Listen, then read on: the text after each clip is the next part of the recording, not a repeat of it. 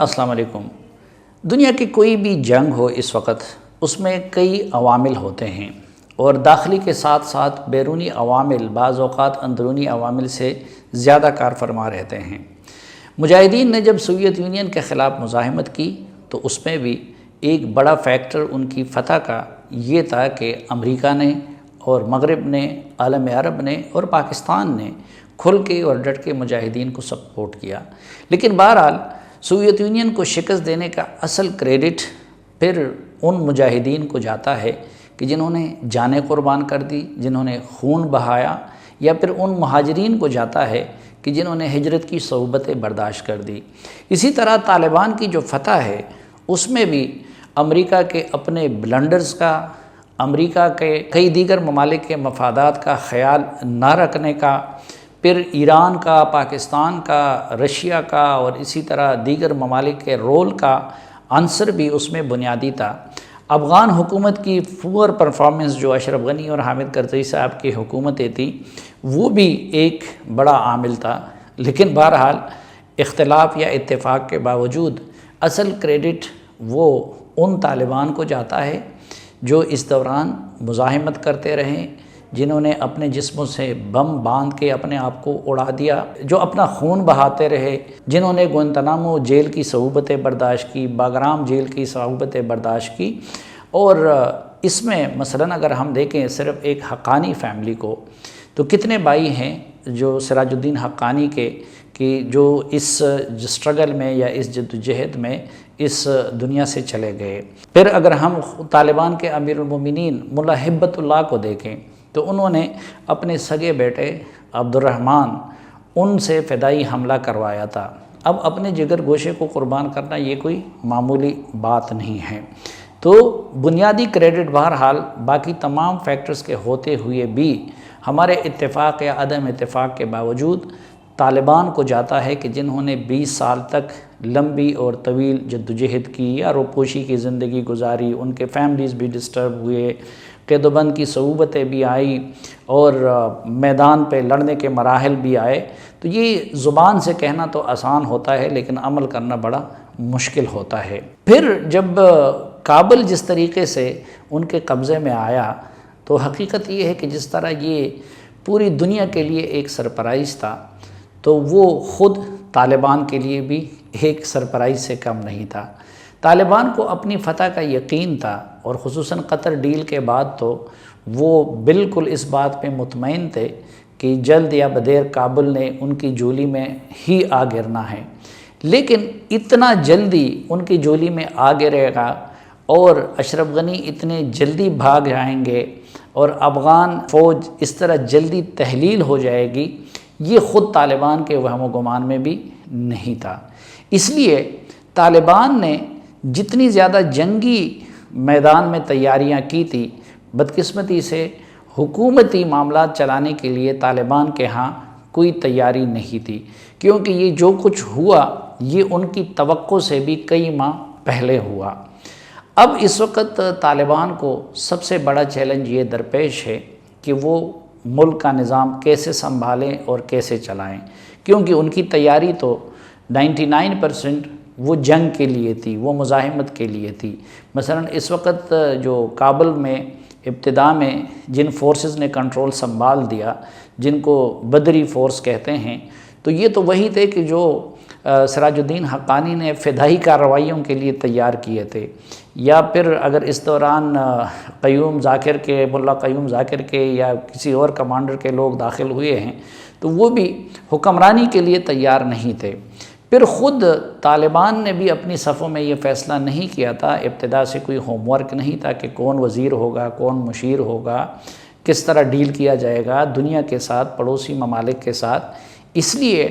اس وقت میرے خیال میں امریکہ اور باقی دنیا کی آزمائش تو ختم ہو گئی ہے، لیکن خود طالبان کی آزمائش 15 اگست سے شروع ہو گئی ہے اور یہ آزمائش دن بدن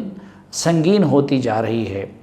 ہم نے دیکھا کہ طالبان کی کابینہ کی تشکیل میں بھی بہت سارے مشکلات کا سامنا کرنا پڑا اور اب بھی مختلف قسم کی خبریں آ رہی ہیں۔ تو طالبان کے سامنے سب سے بڑا چیلنج تو یہ ہے کہ وہ اپنے اندرونی صفوں میں اس اتحاد اور اتفاق کو برقرار رکھے جو انہوں نے گزشتہ سالوں کے دوران رکھا۔ دوسرا بڑا چیلنج ان کے سامنے یہ ہے کہ وہ ملک کے اندر سرمایے کو اور ذہانتوں کو واپس آنے دے جو اس دوران افغانستان سے چلا گیا ہے۔ تیسرا بڑا چیلنج ان کے سامنے وہ عالمی برادری اور پڑوسی ممالک سے اپنی ریکگنیشن ہے، اور اسی طرح کے بے شمار چیلنجز ہیں جن کا اب طالبان کو سامنا کرنا پڑے گا، اور سب سے بڑا چیلنج یقیناً یہی ہے کہ وہ افغانوں کو کے لیے رزق کا ایسا بندوبست کرے، ان کے لیے روزگار کا ایسا بندوبست کرے اور ان کی عزت اور تکریم کا ایسا بندوبست کرے کہ جس کے نتیجے میں افغان ملک چھوڑنے پہ مجبور نہ ہوں۔ اور اگر اقتصادی صورتحال خراب رہی، اگر لوگوں کی عزتیں محفوظ نہیں رہی، تو پھر آج کی ان کی جو فتح ہے وہ اسی طرح شکست میں بدل سکتی ہے جس طرح کی مجاہدین کی فتح چند سال بعد شکست میں بدل گئی تھی، یا پھر جس طرح طالبان کے پچھلے مرتبہ کی حکومت اور ان کی فتح وہ چند سال بعد شکست میں بدل گئی۔ اس میں کوئی شک نہیں کہ طالبان کے خلاف پروپیگنڈا بھی بہت ہو رہا ہے، لیکن حقیقت یہ ہے کہ معاملات اتنے بھی درست نہیں ہیں جتنے کہ طالبان تاثر دے رہے ہیں۔ ملا برادر کا اور خلیل حقانی کا معاملہ اس لیول پہ قطعاً نہیں ہوا تھا جس لیول پہ مغربی میڈیا میں پیش کیا گیا، لیکن بہرحال ایک ٹینشن موجود ہے، اور اس عمل سے سوالات جنم لے رہے ہیں کہ ملا برادر صاحب پہلے تو قندھار چلے گئے تھے، اب کابل واپس آئے ہیں، تو وہ اسی طرح متحرک کیوں نہیں ہیں۔ لیکن سب سے جو بڑا معاملہ جس کی وجہ سے شکوک و شبہات جنم لے رہے ہیں وہ طالبان کے امیر المومنین ملا ہبت اللہ کا منظر پہ نہ آنا ہے۔ اب ملا ہبت اللہ یقیناً میں نے جس طرح عرض کیا کہ قربانیاں ان کی کسی سے کم نہیں ہیں، اور اپنے سگے بیٹے کو قربان کرنا یہ کوئی آسان کام نہیں ہے، لیکن بنیادی طور پر وہ ایک علمی شخصیت ہے، درس و تدریس سے متصل شخصیت ہے۔ 94 میں وہ ملا محمد عمر سے منسلک ہو گئے تھے اور ان کے باعث اعتماد ساتھیوں اور مشیروں میں رہیں، اور پھر طالبان کی حکومت میں وہ شریعہ کورٹ کے سربراہ بھی رہے جن کا بنیادی کام اس وقت بھی فتویٰ دینا تھا اور شرعی قانون کے مطابق فیصلے کرنے تھے۔ اور ان کے امیر المومنین بن جانے کی ایک وجہ بھی یہ تھی کہ اگر فیلڈ کے کمانڈروں میں کچھ آپس میں تنازعات تھے یا تناؤ تھا، لیکن ملا ہبت اللہ جو تھے وہ سب کے لیے یکساں قابل احترام تھے، اور ان کی قیادت پہ تمام گروپ متحد ہو گئے تھے۔ اب میرے خیال میں اس وقت حالات کا تقاضا یہ ہے کہ وہ جلد از جلد سامنے آ جائے۔ وجہ اس کی یہ ہے کہ ایک تو اب مہینے سے زیادہ کا عرصہ گزر گیا تو شکوک و شبہات جنم لے رہے ہیں، کیونکہ سراج الدین حقانی وہ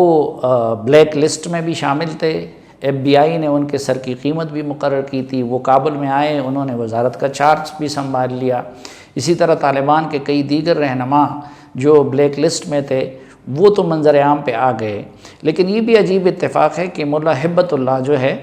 وہ امریکہ کے بلیک لسٹ میں نہیں ہے یا یو این کے بلیک لسٹ میں نہیں ہے، بلکہ جس وقت یہ بلیک لسٹ بن رہا تھا تو اس وقت ملا ہبت اللہ جو تھے وہ جہادی کی بجائے زیادہ تر علمی محاذ پہ سرگرم عمل تھے، تو شاید اس وجہ سے امریکیوں نے ان کا نام اس میں انکلوڈ نہیں کیا تھا۔ تو ان کے منظر عام پہ آنے میں تو کوئی امر مانے نہیں ہونی چاہیے۔ تو اس وقت اگر وہ خود منظر عام پہ آ جائیں تو ایک تو وہ افواہیں دم توڑ جائیں گی، کیونکہ اس وقت مختلف افواہیں میدان میں گردش کر رہی ہیں، تو ان افواہوں کو ختم کرنے کے لیے بھی ان کا منظر عام پہ آنا ضروری ہے۔ اور دوسرا، ابھی تک ٹھیک ہے کہ وزارتوں اور ان کی تقسیم تو ہو گئی ہے،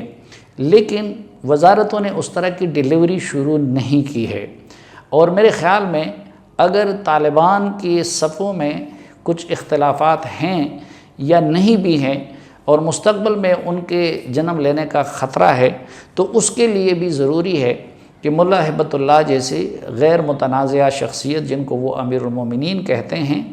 وہ منظر پہ خود موجود ہوں، تو اسی طرح کے واقعات کا وقت پہ تدارک ہو سکے گا۔ جو میری معلومات ہیں اس سے متعلق جو کچھ لوگوں نے یہاں تک افواہیں پھیلا رہے ہیں کہ خدا نخواستہ وہ موجود نہیں ہیں، لیکن حقیقت یہ ہے جو میری معلومات ہیں وہ زندہ بھی ہیں، وہ قندھار میں موجود بھی ہیں، اور جس طرح پہلے شورا کی قیادت کیا کرتے تھے تو اب بھی اسی طرح کر رہے ہیں، لیکن ظاہر ہے کہ وہ نہ میڈیا کے سامنے ابھی تک آئے ہیں اور نہ کابل ابھی تک تشریف لائے ہیں۔ میں خود بھی اس کی منطق اور حکمت کو سمجھنے سے قاصر ہوں، کیونکہ اگر ملا محمد عمر صاحب سامنے نہیں آ رہے تھے تو ایک تو اس وقت طالبان کے ہاں تصویر ممنوع بھی تھا، دوسرا وہ خود ایک دوسری مزاج کے آدمی تھے اور قندھار سے باہر نہیں نکلے تھے، تو انہوں نے ملا ربانی کی قیادت میں وزراء کی شورا بنائی تھی اور وہ خود قندھار میں آخری وقت تک مقیم رہے۔ لیکن ملا ہبت اللہ صاحب کا تو ایسا کوئی معاملہ نہیں ہے، ان کی تصویریں بھی پہلے سے موجود ہیں۔ پھر یہ کہ وہ اس سے پہلے بھی قندھار سے باہر رہے ہیں، تو ان کو تو کابل میں منتقل ہونے میں کوئی رکاوٹ نہیں ہونی چاہیے۔ لیکن میرے خیال میں اگر ملا ہبت اللہ اب منظر عام پہ نہیں آتے تو نہ صرف یہ کہ شکوک و شبہات اسی طرح برقرار رہیں گے، بلکہ طالبان کے اندرونی صفوں میں اختلافات بھی جنم لے سکتے ہیں۔